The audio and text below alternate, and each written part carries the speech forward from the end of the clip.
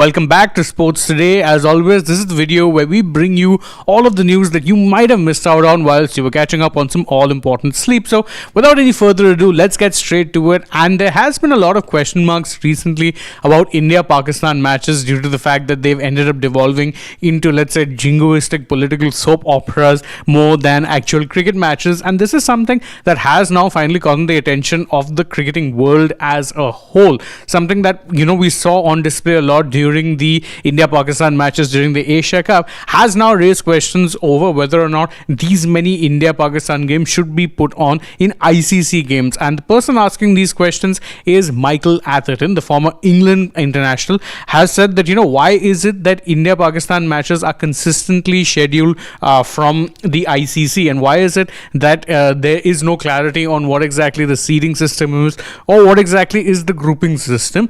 It needs to be sorted, and you need to perhaps be seeing less of these matches be taking place, given that a lot of them end up becoming tools for political propaganda. That is what Atherton had to say. And on one hand, you can understand why it is he's saying what he's saying, because, the matches have now become reduced to basically political posturing, because on field there isn't much of a rivalry. However, it is worth noting that the ICC generates substantial revenue from these India-Pakistan matches, so it does seem very unlikely that you are going to see a reduction in these matches anytime soon, even though he does make some valid points about there being a better transparent system for coming up with groups, and not just simply a case of let's put India-Pakistan in one group and take the rest from there. Now, speaking of India-Pakistan matches, there was a little bit of a controversy in the match that took place in the ICC Women's World Cup. There was a run-out controversy whereby a player was run out, and let's say the motion to get that player run out took place at a time when many thought the ball could have been dead, should have been dead. The bat was up, there was an LBW appeal, the slip fielder throws, and it was given run out. It was a lot of confusion, a lot of controversy created around it. But now the Pakistan players have said, look, there's nothing much to be said or done about this particular incident. Whatever had to be resolved was resolved on the field of play itself. So nothing to be said or done or anymore. We're not looking to make a very big deal out of it. Now, of course, continuing on that effect, India ended up winning the match quite comfortably. And so for news point number 3, we're looking at what it is that Irfan Pathan had to say about this particular match. He took to his social media on X and said that it's just another Sunday, eat, sleep, beat Pakistan and repeat. In fact, he didn't even say beat Pakistan. He said eat, sleep, win, repeat. He did not even name Pakistan. That is the level of disrespect he was dropping on them. And truth be told, it's easy to understand why that is the case. India-Pakistan at this point is such a lopsided non-rivalry, and I'm not going to call it a rivalry. I'm going to listen to my skipper in Suryakumar Yadav, because there really is no competition on the field. Prior to this, Indian women had won 11 games that they'd played against Pakistan, which is all of the matches that they've played against each other in history. It's now 12-0. This does not, by any stretch of the imagination, constitute a rivalry. But moving on from India-Pakistan and looking at something else that has been a big talking point in the cricketing world, the futures of Virat Kohli and Rohit Sharma, particularly the latter, considering he's now been stripped of the ODI captaincy as well for the ODI series against Australia, and of course subsequently. Now, what Irfan Pathan had to say on these two veterans and their cricketing futures is that, look, these two need to be playing domestic cricket. The reason they aren't playing that much cricket beyond that, they've both retired from T20Is and Tests, and ODIs is really the only format in which they are actively playing cricket. So if they have to keep their match fitness up and going, then they need to be playing domestic cricket. Now, he did add that, you see these players working out in the gyms and working on their fitness, but match fitness and actual fitness are two very different things. You can be actually fit, but is your body up for the rigors of a cricket match? To keep that in place, his advice was play domestic cricket. Can't say I disagree too much.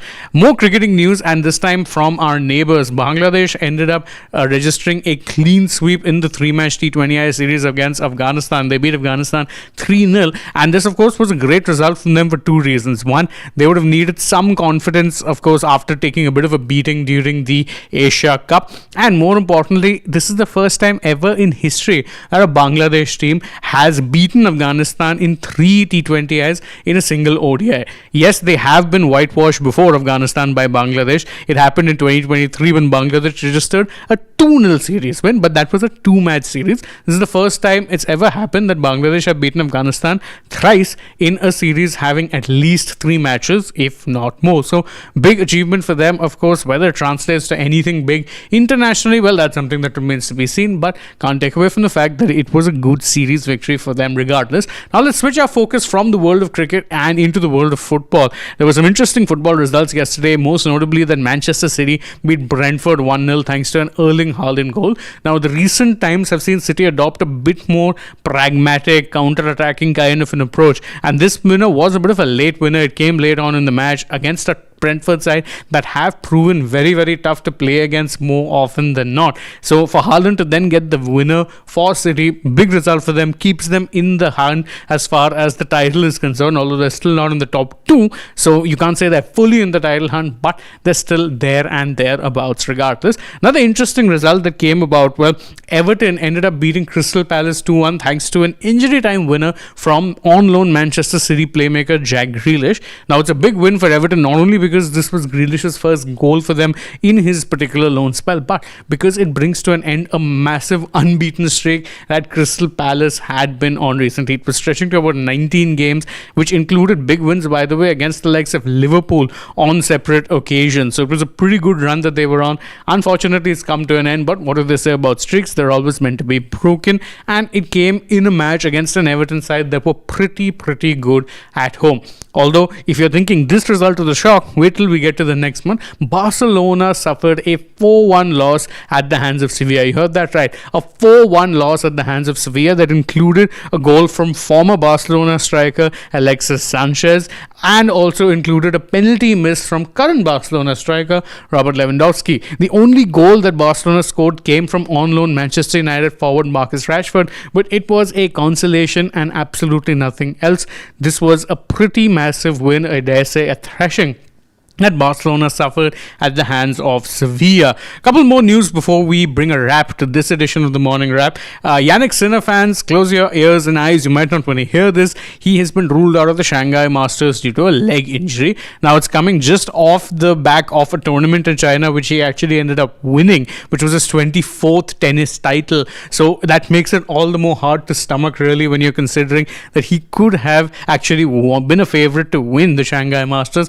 Unfortunately, has had to pull out due to a leg injury. We hope, of course, that the Italian gets better soon and potentially gets time to recharge before the ATP finals and, of course, the off-season that tennis has, brief as it may be. Last bit of news, and well, this comes from the world of F1. Max Verstappen did ignite a lot of hopes that he could potentially be in run for another shot at the F1 title after he had won the previous race in Azerbaijan. But the fact that he couldn't finish atop the podium in Singapore, which is of course another street circuit, a race that took place this weekend, meant that he's all but ruled himself out of the title race. He said, no, it seems pretty hard that I can now go on and get up in there in as far as the title race is concerned. And if you look at the math, it's easy to understand why. He's currently about 63 points behind championship leader Oscar Piastri. 63 points with 6 races remaining means he'll need Oscar to have some pretty bad races and on average claw back about 10 points per race. That is not going to be feasible considering that McLaren still have the quicker car, and now that McLaren have sealed the Constructors' Championship, one really gets the feeling that they're going to let their drivers off the leash just a little bit to go out there and really battle it out for the World Drivers' Championship. And that's it from us in this edition of the Morning Wrap. Thank you guys so much for joining us. As always, if you enjoy our work, don't forget, like, share, subscribe, tap the bell icon, follow us also on social medias. We're on Instagram, X and Facebook, and stay tuned throughout the day for more such updates from the world of sport.